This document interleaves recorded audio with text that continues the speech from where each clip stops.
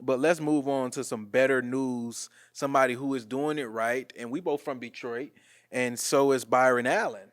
Billionaire Byron Allen is acquiring a majority stake in BuzzFeed. Remember BuzzFeed? Yeah, man. And they was hot I for a must say, it minute. seems like the buzz died Yeah, yeah, down, it but definitely yeah. died down. So he's acquiring a majority ownership stake, and he's taking an active role. So he's going to be the chairman and CEO. So billionaire media mogul Byron Allen is set to take control of BuzzFeed through a proposed $120 million majority investment. And like I said, he's going to take over as chairman and CEO.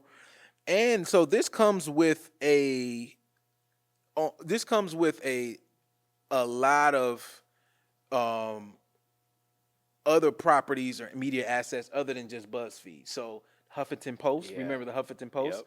So he's going to take ownership in that as well. And he's been buying up a lot of media assets. He just bought is that 11% of Stars? Okay. Yeah, so he bought 11% of Stars for like $110 million or something like that.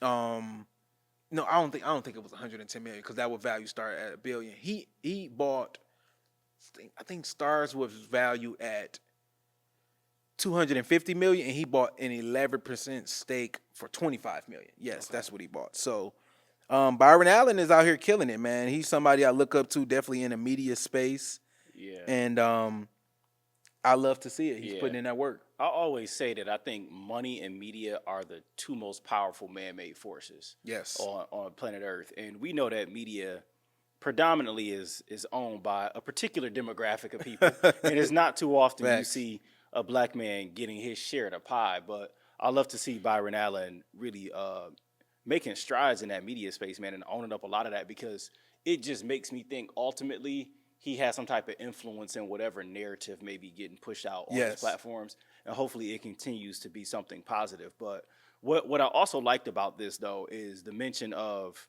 hoping to develop BuzzFeed into like a consumer generated content platform as well. Okay. Because I mean, it's something that we see Netflix trying to adopt, putting a regular person's podcast on there that blew up and got some attention. Yes. Versus before, it was either a show or a movie Hollywood produced by studio, Hollywood yes. or their own internal thing. But as you and I both know, the days of somebody cutting on YouTube and watching the Black Millionaires podcast is taking market share away from you watching Johnny Depp and Will Smith in the Hollywood productions. Exactly. So the everyday person having an opportunity to create content, and I mean we see it every day. Creators that never had to go to Hollywood, but now are as big as Hollywood stars. Yeah. The Desi Banks and the Drewskis and the Mojo Brooks Yeah, of the world. I had a back and forth with one of my team members because months ago she was trying to convince me that like Kai Cenat, DDG, all of these guys are not real entertainers. They are real entertainers. And I'm like, what makes somebody a real entertainer? And she was saying like, 'cause, DDG dated Halle, who did the Little Mermaid, and she was saying like, well, she's on Disney, so that's a real entertainer. And I'm trying to explain like, this is how y'all get ripped off in media because y'all look at these larger media companies and y'all sell y'all soul to them for pennies. But then y'all look at these independent creators and say, oh, that's not real media. Yeah. Oh, the Black Millionaires platform, that ain't real media. I'm going to go to CNN. And it's like, well, CNN ain't paying you nothing, but you come over here and I can show you how to, build wealth with independent media. Right. That's like saying Nipsey wasn't a superstar rapper because he might not have signed to the biggest label when he was independent. But he's still a rapper. He still got people features with these big guys. He can still go on tour Yes. and sell out shows and sell out merchandise and make legendary music. Because every time I make an Instagram post, I'm probably dedication. I'm still clicking exactly. Nipsey But every that's time. how these big companies screw you over is because they build media companies that are so big and their brands are so renowned that a lot of people would take $50,000 working at CNN, then 150 working at some independent or doing their own influencer type of TikTok shop, Instagram live, YouTube streaming type of career.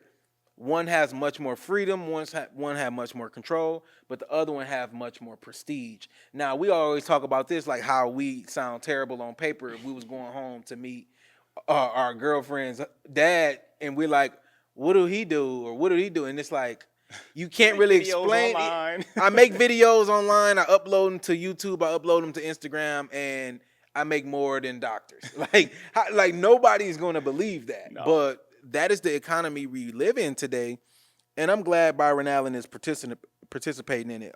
For the people who don't know, he owns the Weather Channel. That's big. Big, right? He owns the Griot. That's a great. That's a television network, also a digital media platform, similar to Black Millionaires.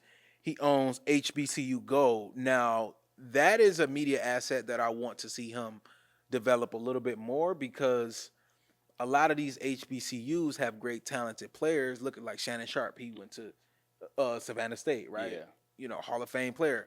It's a lot of talent at these HBCUs. We never get to see them because they're not on the major Right. networks. But HBCU Go is like a streaming platform for sports for these Yeah. HBCUs, and I think that's No, extremely. that's big time, and I'm glad you mentioned that because there's a gentleman here in Detroit that I know who has a nonprofit, the Horatio Williams Foundation, and he threw a hoops and culture event and brung HBCUs to play against schools from Michigan, and it was televised. And when we were talking about the planning of it, I'm like, unfortunately, I have no idea what HBCUs are good at sports because I've never seen them on TV. Exactly. We can name all the Big Ten schools that might win the tournament, but we can't even name drop the HBCUs that are good at basketball or football because you're probably not going to catch them on TV. Yeah, and he owns a lot of local and TV affiliates. He actually just packaged up and sold like 12 of his local TV affiliates for like $150 million. So it's probably why he got a lot of this liquid cash to go around and buy some of these assets.